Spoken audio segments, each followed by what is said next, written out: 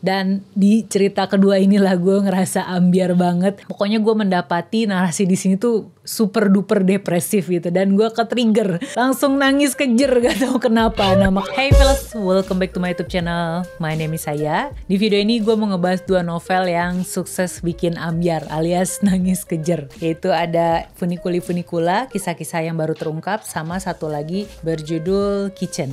Karena ada dua nih, kita langsung mulai aja ya. Yang pertama mau bahas ini dulu, Funiculi Funicula, kisah-kisah yang baru terungkap. Jadi di buku keduanya ini tuh formatnya masih sama kayak buku pertama, dimana di dalam sini terdiri dari beberapa cerita yang menampilkan tokoh yang berbeda. Kesamaannya adalah tokoh-tokoh itu tuh datang ke cafe Funiculi Funicula untuk tujuan antara mau pergi ke masa lalu atau malah ke masa depan, dengan cara meminum secangkir kopi, dan kopinya itu harus dihabiskan sebelum dingin. Gue agak lupa sama detail cerita di buku pertama, tapi kalau nggak salah di sana tuh cuma ada satu tokoh yang pergi ke masa lalu untuk ketemu sama orang yang sudah meninggal. Sementara di buku kedua ini semua tokohnya tuh sudah meninggal atau malah dia yang akan meninggal. Ini nggak spoiler karena menurut gue letak keseruan dari cerita-cerita di sini tuh bukan di situ gitu. Nah, karena hal tersebut, karena kondisi tersebut, itulah yang membuat judulnya jadi kisah-kisah yang baru terungkap, karena setelah si tokohnya ketemu sama orang yang sudah meninggal ini barulah terungkap gitu loh apa yang disimpan oleh mereka gitu ya. Tapi menurut gue yang paling ngena ke judulnya ini justru adalah pengungkapan besar yang berkaitan dengan tokoh utama di sini, yaitu pelayan di kafe tersebut bernama Kazu yang bertugas menuangkan kopi untuk orang-orang yang akan menjelajah waktu gitu kan. Dan itu menurut gue paling berkesan sih, karena wow, oh ternyata itu tuh rahasia yang disimpan Kazu selama ini. Nah, karena ada 4 cerita, gue coba mereviewnya secara singkat ya. Cerita pertama berjudul Sahabat. Di sini gue butuh penyesuaian ya sama narasi dan dialog penulis. Gak tau kenapa, mungkin karena di buku kedua ini juga penerjemahnya ganti kan ya. Terus juga gue mendapati dalam satu paragraf itu ada beberapa POV dari tokoh yang berbeda-beda. Jadi gue sempet bingung ngikutinnya. Tapi setelah terbiasa, gue mulai menikmati dan hanyut dalam kisah atau cerita pertama ini yang tentang tokohnya bernama Gotaro. Dia mau ke masa lalu untuk bertemu dengan Suichi dan mengabarkan kalau putrinya akan menikah. Di sini yang gue suka adalah gimana cara penulis menyampaikan situasi mengenaskan dari pertemuan tersebut, dan itu berhasil bikin gue sebagai pembaca nyes gitu pas baca bagian itu. Nah, setelah pertemuan kedua orang itu selesai, ada sebuah pengungkapan kecil yang berkaitan dengan Kazu. Menurut gue itu tuh plot twist pertama dari rentetan pengungkapan yang akan kita dapatkan tentang Kazu. Jadi menurut gue itu menarik, makanya untuk cerita pertama gue kasih rating 3,5 bintang. Masuk ke cerita kedua, itu judulnya Ibu dan Anak. Untuk cerita kedua ini gue merasa agak sedikit kepanjangan ya. Jadi ceritanya itu berpusat pada si tokoh yang bernama Yukio. Dia itu punya passion atau punya cita-cita untuk bisa jadi perajin tembikar yang sukses. Dia pengen ke masa lalu untuk ketemu sama ibunya, tapi sebelum bisa atau berhasil ketemu sama ibunya, dia tuh mengalami berbagai rintangan dan juga konflik. Nah, pada saat pertemuan terjadi, ada sesuatu yang menurut gue itu plot twist, karena gue gak nyangka kalau si Yukio itu punya pemikiran itu gitu kan. Apa pemikirannya, kamu bisa baca sendiri. Untuk cerita kedua, gue cukup kasih rating 3 bintang.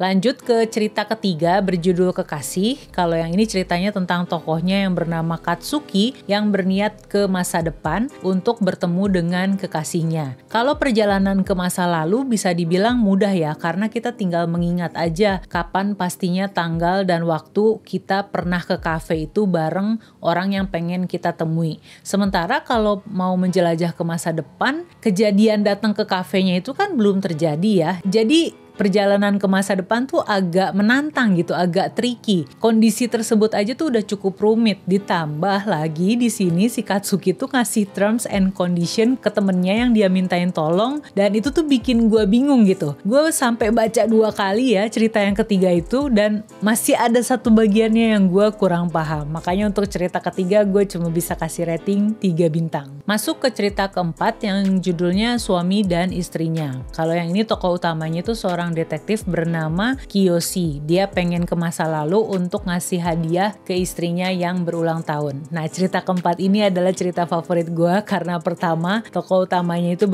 berprofesi sebagai detektif. Terus kemudian yang kedua adalah ada disinggung soal gimana perempuan tuh susah berkarir di dunia atau di bidang yang didominasi oleh laki-laki. Kemudian yang ketiga karena kehadiran sosok Miki atau tokoh bernama Miki, anaknya pemilik kafe ya. Dia tuh mencuri perhatian gitu. Di tengah-tengah suasana kafe yang menurut gue cenderung muram, sosok Miki ini tuh hadir dengan kepolosan dan keceriaannya. Dan gue seneng gitu bacanya. Ditambah lagi cerita keempat ini adalah puncak dari pengungkapan-pengungkapan yang udah dibeberkan di sepanjang cerita mengenai tokoh yang gue bilang tadi yaitu Kazu. Jadi ibaratnya cerita keempat ini adalah penutup yang sempurna. Makanya untuk cerita keempat ini gue kasih rating 5 bintang. Kalau di total ya rating untuk setiap cerita itu totalnya jadi 16,5. Terus kalau dibagi 4 berarti jadinya 3,6. Jadi ya itu dia rating gue buat Funiculi Funicula. Sekarang kita bahas novel kedua, judulnya Kitchen, ditulis oleh Yoshimoto Banana. Ini versi terjemahan Indonesia, diterbitin sama penerbit Haru. Belum apa-apa novel ini tuh udah ngasih gue kejutan dan bikin gue berfirasat kalau bakal suka gitu sama ceritanya. Yang pertama adalah di bagian depan yang bisa dibilang kata pengantar gitu ya, cuma di sini dikasih judul Kuasa Sebuah Cerita. Di sini penerbit Haru menyampaikan informasi bahwa Kitchen itu sudah memenangkan berbagai penghargaan bergengsi bahkan sampai di negara Italia gitu ya. Tapi yang bikin gue suka adalah kalimat di sini yang berbunyi Kitchen memberikan keberanian kepada para pembaca untuk menunjukkan sifatnya, untuk memerdekakan emosi tersembunyinya. Entah sudah berapa banyak orang terselamatkan berkat perasaan yang dimerdekakan tersebut. Dari situ gue langsung wah kayaknya gue bakal suka nih sama cerita ini. Kemudian kejutan kedua yang bikin gue juga udah suka sama novel ini adalah di kata pengantar yang kedua gitu, yang di sini dikasih judul Sepucuk Nostalgia. Jadi isinya ini adalah surat dari penulisnya Yoshimoto Banana yang cerita kalau dia tuh udah pernah datang ke Indonesia atau lebih tepatnya ke Bali. Dan gue sebagai pembaca Indonesia ya dari Indonesia ngerasa seneng aja gitu mengetahui fakta tersebut dan somehow jadi berasa relate halah. Terus kemudian kita masuk ke bagian ceritanya itu sendiri ya. Di sini terdiri dari 3 cerita. Ada yang pertama Kitchen 2, Bulan Purnama dan Moonlight Shadow. Kesamaannya adalah tiap-tiap tokoh dalam cerita ini tuh menghadapi atau mengalami kehilangan orang-orang terdekat mereka akibat kematian. Gue kan pernah share di IG story ya pas lagi di tengah-tengah membaca buku ini. Gue bilang kalau menurut gue tone buku ini tuh cukup muram dan juga depresif. Beberapa kalimat yang mendeskripsikan atau menurut gue tuh tampak depresif, diantaranya ini dia. Berapa ya usiaku saat aku sadar bahwa satu-satunya yang bisa kulakukan di jalanan gunung yang sungguh-sungguh gelap dan sepi ini adalah membuat diriku sendiri bersinar. Meski aku tumbuh besar dalam kasih sayang, aku selalu kesepian. Kemudian ada lagi seperti ini, tak ada hal-hal tertentu yang membuatku sedih, hanya saja aku ingin menangis untuk banyak hal. Jadi kayak gue gak tahu gitu gue sedih karena apa, tapi ya gue pengen nangis gitu karena banyak hal, karena ada banyak sekali yang ada dalam pikiran gitu kan. Tapi untungnya gak 100% isi narasinya seperti itu. Ada juga narasi-narasi yang gue suka, terutama kalau udah berkaitan dengan langit. Dan gue menyadari di sini di dalam novel ini tuh banyak sekali menyinggung tentang langit ya, entah itu langit di pagi hari, langit di siang hari, langit di sore hari, atau langit di malam hari. Apa mungkin karena membahas tentang kematian, jadi orang yang mati biasanya diasosiasikan pindah ke atas sana gitu ya, nggak tahu juga. Cuman beberapa kalimat yang gue suka gitu ya.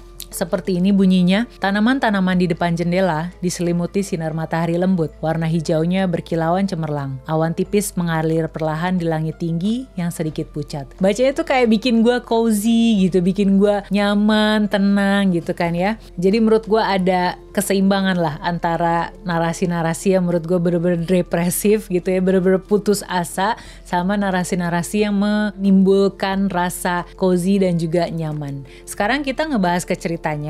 Sebenarnya gue agak bingung ya gimana mau nge-review buku ini, karena kemarin juga pas bikin skrip video ini tuh berkali-kali gue hapus gitu ya skripnya, karena kayaknya ada banyak yang pengen dibahas tapi sekaligus gue juga nggak tahu gitu mau ngebahas apa. Yang pasti kita mulai aja dari cerita yang pertama berjudul Kitchen. Jadi di sini tokohnya bernama Mikage. Dia itu baru saja kehilangan neneknya gitu ya, neneknya baru saja meninggal dan dia mendapati bisa tidur dengan nyenyak itu cuma di dapur, di antara ruangan-ruangan yang lain yang ada di dalam rumahnya. Nah, sampai suatu hari ketika masih proses berkabung, dia diajakin untuk nginep di rumah keluarga Tanabe. Di situ yang tinggal di situ tuh cuma Yuichi Tanabe, seorang pemuda dengan ibunya bernama Eriko-san. Singkat kata, Mikage pindah ke sana dan dia mendapati suasana di rumah keluarga Tanabe itu sama seperti dapur di tempat tinggalnya sebelumnya gitu, dimana dia bisa merasa nyaman, dimana dia bisa untuk sesaat melupakan kesedihannya tapi sekaligus mengobati luka akibat kehilangannya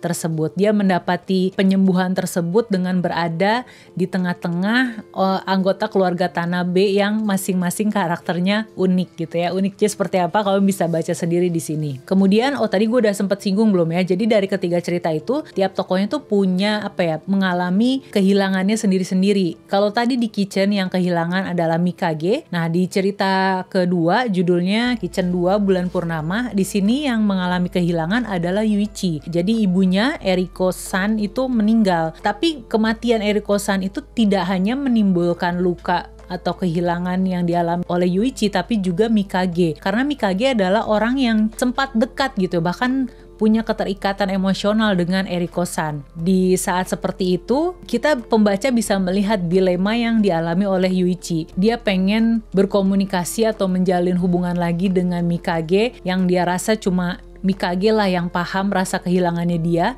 tapi di sisi lain dia juga tahu kalau Mikage juga sedih, dan kalau mereka berdua sama-sama sedih, yang ada kondisi mereka bisa sama-sama hancur. Dan di saat itulah Yuichi pengen kabur dari kehidupannya. Jadi dapet banget gitu, kebayang banget dilema serta betapa menyesakannya situasi yang sedang dialami oleh Yuichi. Tapi uniknya di sini kita melihat itu semua justru dari kacamatanya Mikage gitu ya. Yang bertutur di sini masih Mikage, sama seperti di cerita pertama tadi yang berjudul Kitchen. Masuk ke cerita ketiga judulnya Moonlight Shadow. Kalau di sini kita disodorkan dengan cerita dan juga tokoh-tokoh yang baru. Dan di cerita kedua inilah gue ngerasa ambiar banget. Mungkin karena tokoh utama di cerita kedua ini menghadapi kehilangan itu sendirian gitu. Dia tidak punya orang untuk berbagi. Jadi si tokoh utamanya ini kehilangan kekasihnya. Kekasihnya meninggal akibat kecelakaan. Dan dia mencari coping mechanism alias pelarian gitu ya, dengan cara olahraga. Tiap pagi tuh dia bangun bener-bener pagi subuh gitu ya, kayak jam 5 atau setengah